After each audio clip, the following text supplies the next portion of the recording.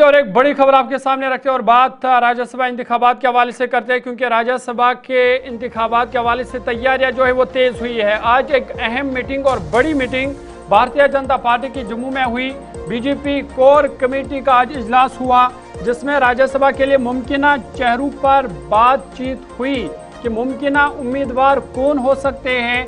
इस पर इस अहम इजलास में बातचीत हुई है। भाजपा 2 नशस्तों पर उम्मीदवार खड़ा कर सकती है।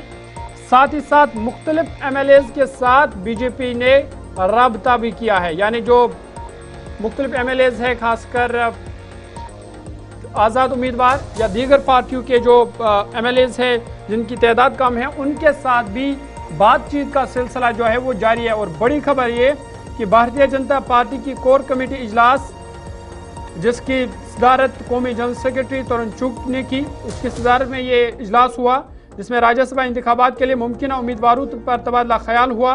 पार्टी राय के मुताबिक 4 नशस्तों पर उम्मीदवार खड़ा करने की बात हुई।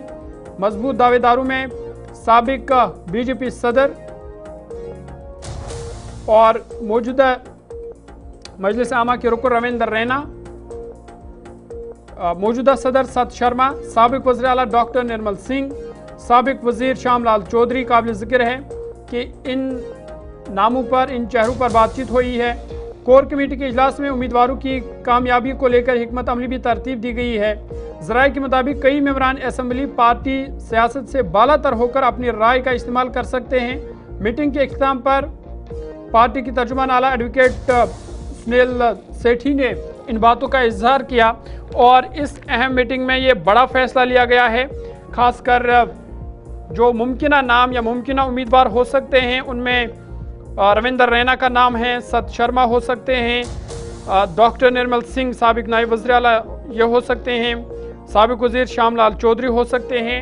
इन्हीं उम्मीदवारों के नामों पर तबादला ख्याल हुआ है और ये अहम मीटिंग आज कोर ग्रुप की मीटिंग हुई, जिसमें इन तमाम जो नामों पर तबादला ख्याल हुआ है। और बीजेपी के तर्जुमान सुनील सेठी ने कोर ग्रुप मीटिंग के बाद मीडिया से बात करते हुए कहा कि इस हवाले से बातचीत हुई है और पार्टी ने ऐसे अफराद की शनाख्त पर बातचीत की है जो मौसर तरीके से अपर हाउस में यानी राज्यसभा में पार्टी की नुमाइंदगी कर सकते हैं। और बड़ी खबर ये कि मुख्तलिफ जो एमएलएज हैं, रुकने असम्बली है जम्मू कश्मीर के, उनके साथ भी राबता हुआ है, बातचीत हुई है। और ऐसे में भारतीय जनता पार्टी उम्मीदवार खड़ा करेगी और राज्यसभा इंतखाबात में जीत को यकीनी बनाने के लिए मुख्तलिफ अरकान असम्बली उनके साथ राब्ते में है।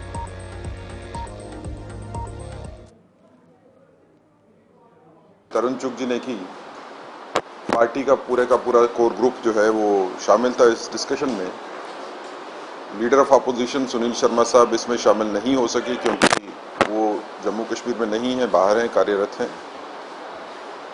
कोर ग्रुप में काफ़ी मुद्दों के ऊपर जो है वो चर्चा हुई। जो इस टाइम जम्मू कश्मीर में पॉलिटिकल सिचुएशन है उसके ऊपर भी चर्चा हुई और आने वाले इलेक्शंस, खासकर राज्यसभा के इलेक्शंस के ऊपर भी बातचीत हुई है।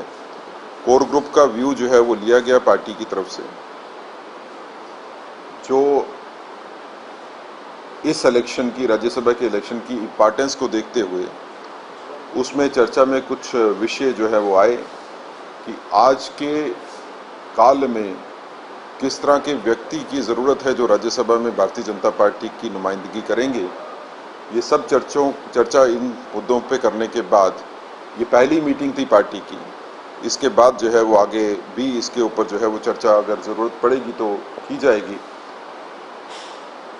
पार्टी ने अपने सारा व्यक्तित्व जो लोगों ने रखा, जो बातें रखी कोर ग्रुप ने, वो सभी बातें जो है वो पार्टी हाईकमान को जो है वो कन्वे की जाएंगी और उसको ध्यान में रखते हुए आने वाले टाइम पे ये फैसला होगा कि भारतीय जनता पार्टी की तरफ से राज्यसभा में कौन से कैंडिडेट्स जो हैं वो इलेक्शन लड़ेंगे और कितनी सीटों पे हम इलेक्शन लड़ेंगे। लेकिन जब तक तो नॉमिनेशन नहीं होती है तब तक तो कोई फाइनलाइज करने का तो कोई बात भी नहीं है। अभी ये इनिशियल मीटिंग थी जिसमें कोर ग्रुप के हर मेंबर से उसका व्यू पॉइंट लिया गया कि राज्यसभा के आने वाले इलेक्शन में कोर ग्रुप का व्यू क्या है।